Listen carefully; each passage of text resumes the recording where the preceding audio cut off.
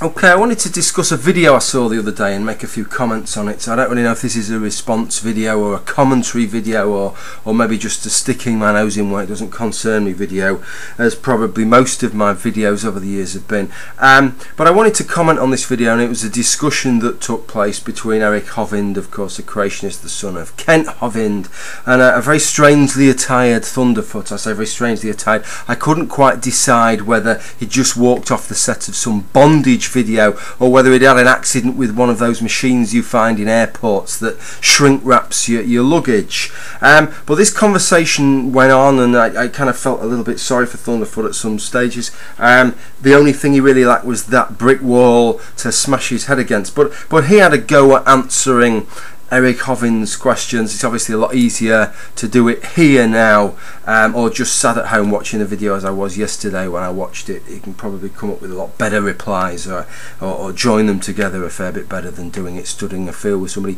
ramming a microphone under your nose. I accept that, but I wanted to have a go because it's strange when you hear people talk. Sometimes the answers you would come out with are so different to what they would come out with. So I don't want to really look at what Thunderfoot's replies were. I just wanted to go through the things that Eric Hovind was coming up with and just say probably what I would have said, or what I would like to have said in an ideal world. So I'll hand you over to young Mr. Hovind. Is it possible or is it impossible for God to exist?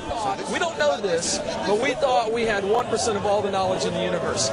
Is it possible? Here's my just simple logical question. Is it possible, out of the 99% that we don't possess, and it's probably more than that something could contradict the 1% that we think we do have? Is that a possibility? Would you concede that? Do you understand that what you've done is just another malformed question? Okay, well, as you can see, I've actually played Eric Hovind's first two questions back to back there, and that's because I don't necessarily want to answer them in the order that he asked them. Obviously, if I'd been there, I don't think I would have had any choice but to have answered them in the order that he'd asked them, short of having some kind of time machine.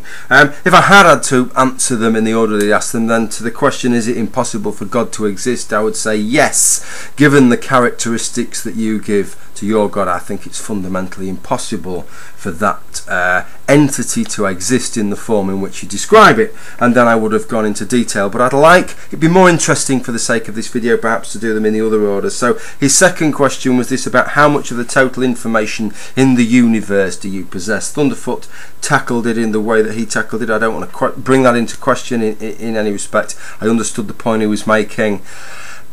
I take a totally different tack on this, and I probably would have asked Eric Hovind some slightly different questions in response to it, because I don't think it's necessarily relevant how much of the information in the universe that you necessarily possess.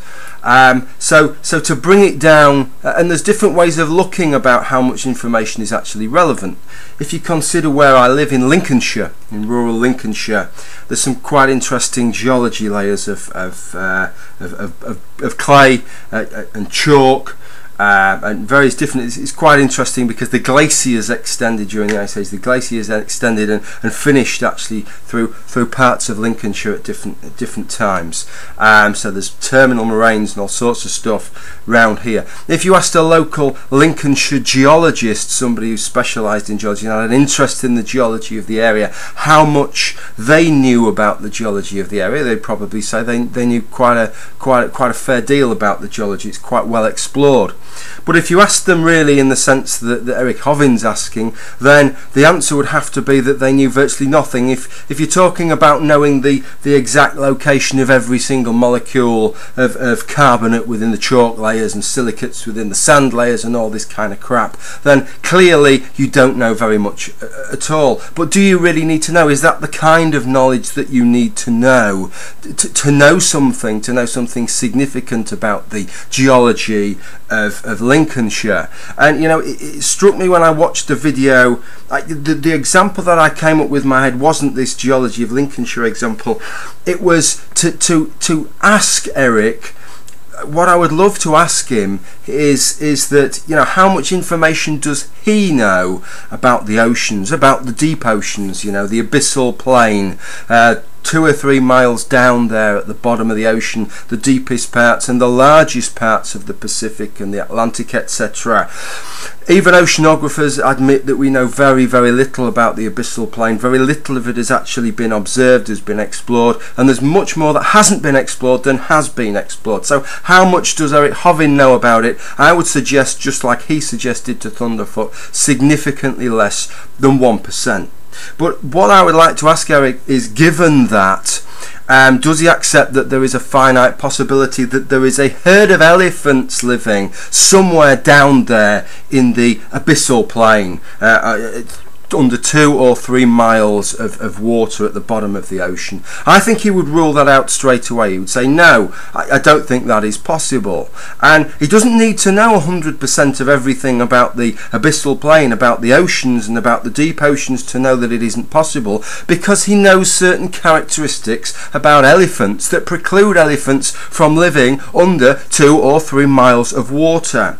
And so that's why when we go back to his original question about, is it impossible for God to exist, if the fundamental characteristics of the God that you are proposing are impossible to begin with, it doesn't matter how big the universe is, it doesn't matter how much information is in the universe, if the God that you are proposing is impossible, then it's still going to be impossible. And I think the basic characteristics of the God that he's proposing are impossible. There's so many of them that you could go at. We could talk about, what should we go for first? We could go for first omniscience. Let's go for omniscience first. I've mentioned it before. I don't think that omniscience is a possible characteristic. You don't need to go to a great philosopher to find out why. You don't need to go any further than Donald Rumsfeld when he told us about the known unknowns, the things that we know that we don't know, and the unknown unknowns, the things that we don't even know about that we don't know about. And this is a category of things that nobody could rule out, even God. All God would know is that there's nothing that he knows about that he doesn't fully understand. But for all intents and purposes, he can never rule out the category of unknown unknowns. He can never rule out the possibility that there's something that he doesn't know about, that he doesn't even know he doesn't know about. Maybe an even greater entity created him and deliberately kept him in the dark, the same way Christians say that God keeps us in the dark, you know, so that we have to demonstrate our faith. Maybe there's an even greater creator that's made the God who created our universe in such a way that he doesn't know that he's been created. You can never rule that out, and for that reason alone, God could never be omniscient, because there's always at least one thing that he doesn't know, and that is the status of his, well, he does know the status of his own omniscience. He knows that he isn't omniscient because he knows that there's one thing that he can never know, which is this category of unknown unknowns. It's the same thing with omnibenevolence. Omnibenevolence is only possible if there's some kind of